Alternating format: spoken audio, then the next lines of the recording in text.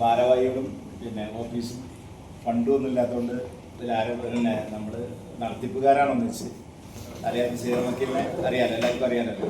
നമ്മുടെ കഴിഞ്ഞ ഭരണത്തിൽ കേരളത്തിൻ്റെ DGP ആയിരുന്നു അടുത്ത ശ്രീധരനായർ. പിന്നെ പൂമുരുമനയിലെ ദേവൻ നമ്പൂതിരി ഇപ്പോൾ പൂമുരുമനയിലെ കാരണവരാണ്. ഞാനടുത്ത് ടി പി രാമേന്ദ്രൻ, ഇത് മോഹൻലാൽ മാഷ്, ഇത് കെ മോഹൻദാസ്, പിന്നെ മലപ്പുറം കൺസ്യൂമർ കോടതിയുടെ പ്രസിഡന്റ്. അപ്പം നമ്മൾ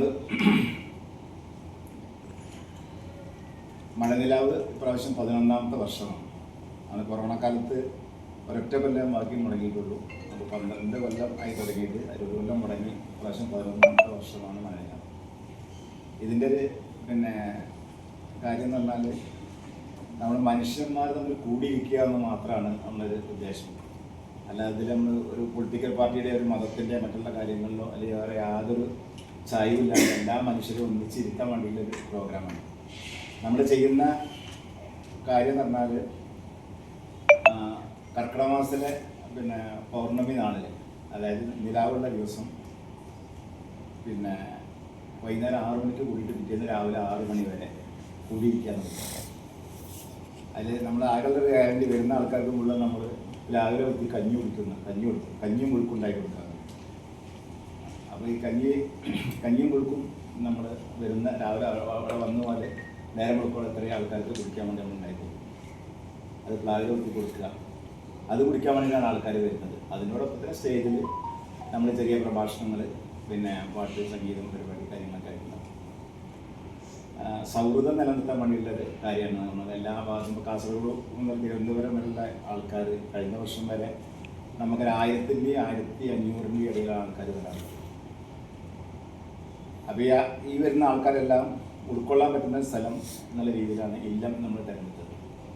ഇല്ലത്തെ നമുക്കറിയാലോ, പാരമ്പര്യമായിട്ട് നൂറ്റാണ്ടുകളായിട്ട് മാനസിക രോഗത്തിന് ചികിത്സ കൊടുക്കുന്ന സ്ഥലമാണ് പൂമുരുമന. നാരായണ ഭ്രാന്തൻ്റെ പാരമ്പര്യം അവകാശപ്പെടുന്ന കുടുംബമാണ്.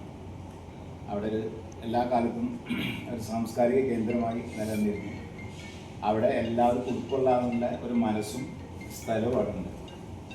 പൂമുരുമനയുടെ ആംബിയൻസാണ് ഏറ്റവും വലിയ പ്രധാനം.